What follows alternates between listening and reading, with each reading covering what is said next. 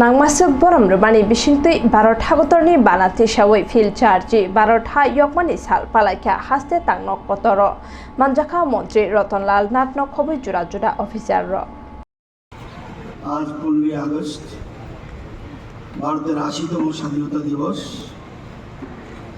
আজকে এই মহান পবিত্র দিনটিতে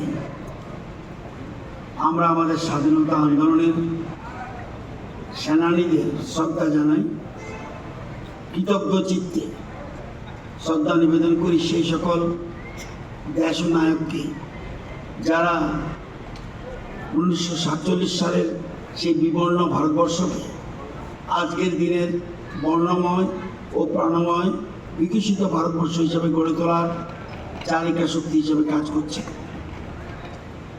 আমাদের দেশের ইতিহাসে 3টি দিন অত্যন্ত গুরুত্বপূর্ণ: 15 আগস্ট স্বাধীনতা দিবস, 26 জানুয়ারি প্রজাতন্ত্র দিবস এবং 2রা অক্টোবর মহাত্মা গান্ধীর জন্মদিন।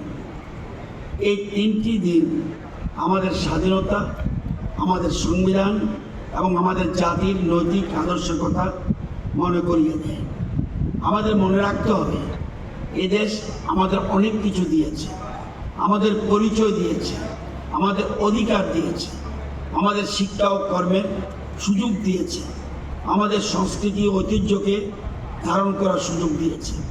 তাই আমাদের প্রত্যেকের মনে একটি কথা সবসময় থাকা উচিত: রাজনৈতিক মতপার্থক্য থাকতে পারে, দলের মতপার্থক্য থাকতে পারে, ব্যক্তিগত মতের পার্থক্য থাকতে পারে, কিন্তু যখন দেশের প্রশ্ন আসে তখন আমাদের একটাই পরিচয়, আমরা ভারতীয়।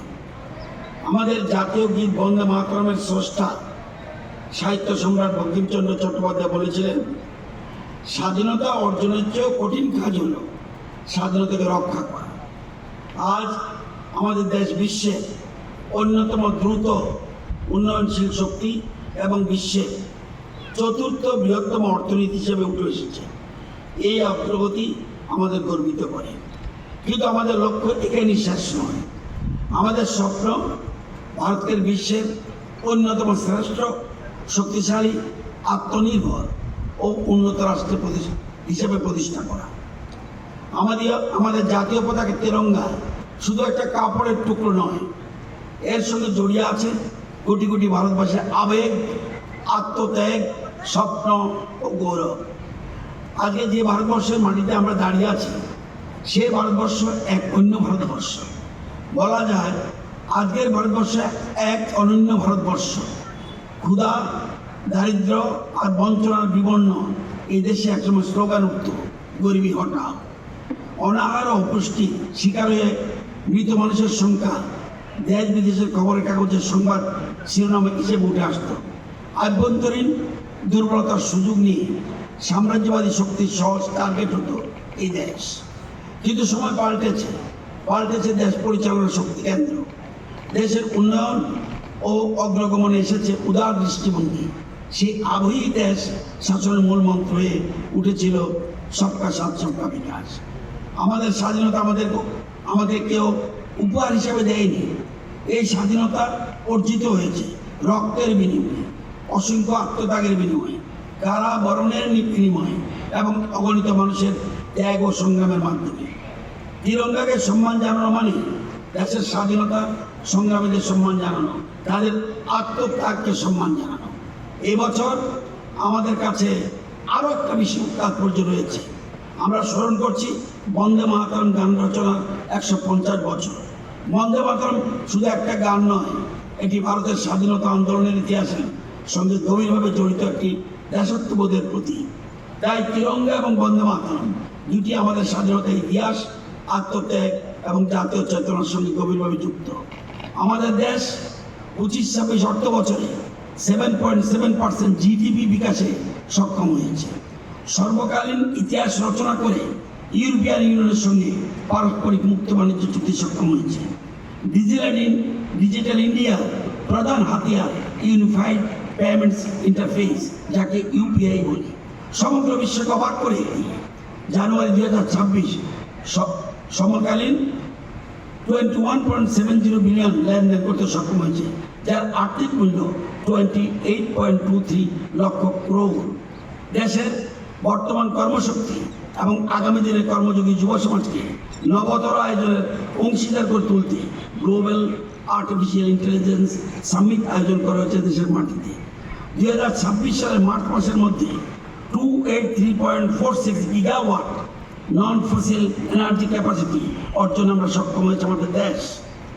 এর মধ্যে সোলার পাওয়ার থেকে শুরু করে নিউক্লিয়ার পাওয়ার পর্যন্ত সমস্ত কিছু রয়েছে। ভারতের যুবশক্তি তাদের প্রাধান্য প্রমাণ করে 2026 সালে কমনওয়েলথ গেমসে 13টি স্বর্ণপদক, 17টি রৌপ্য পদক এবং 9টি ব্রোঞ্জ পদক নিয়ে মোট 39টি পদক জয় করেছে। এর মধ্যে আমাদের ত্রিপুরার মেয়ে অস্মিতা দেও রয়েছে। এরাই আমাদের দেশের প্রকৃত বিকাশের শক্তি। আমাদের মূল লক্ষ্য 2047 সালের মধ্যে ভারতকে বিশ্বের সবথেকে শক্তিধর দেশ হিসেবে গড়ে তোলা। সবশেষে আমি আমাদের যুব সমাজ এবং নতুন প্রজন্মের কাছে একটা কথা বলতে চাই, আমরা যে স্বাধীনতা পেয়েছি সেটিকে আমাদের পরবর্তী প্রজন্মের কাছে শুধু ইতিহাসের একটা অধ্যায় হিসেবে তুলে ধরলে চলবে না। তাদের বুঝতে হবে এই দেশ আমাদের অস্তিত্বের অংশ। আমরা চাই আমাদের সন্তানরা দেশকে ততটাই অনুভব করুক যতটা তারা নিজেদের আত্মাকে অনুভব করে। তারা যেন দেশের সাফল্যে আনন্দিত হয়, দেশের সমস্যায় উদ্বিগ্ন হয় এবং দেশের উন্নয়নে নিজের ভূমিকা পালন করার সংকল্প নেয়। আমাদের পরবর্তী প্রজন্মই ভারতকে আরও অনেক উচ্চতা নিয়ে যাবে। আমাদের লক্ষ্য শুধু একটি উন্নত ভারত নয়, একটি শক্তিশালী, আত্মনির্ভর, সমৃদ্ধ, ঐক্যবদ্ধ এবং বিশ্বকে নেতৃত্ব দেওয়া ভারত। আসুন এই স্বাধীনতা দিবসে আমরা সকলে শপথ নিই, দেশ সবার আগে, তিরঙ্গার সম্মান সবার আগে, জাতীয় ঐক্য সবার আগে এবং ভারতীয় উন্নতি সবার আগে। এবং একসঙ্গে বলি, ভারত মাতা কি জয়, বন্দে মাতরম, জয় হিন্দ।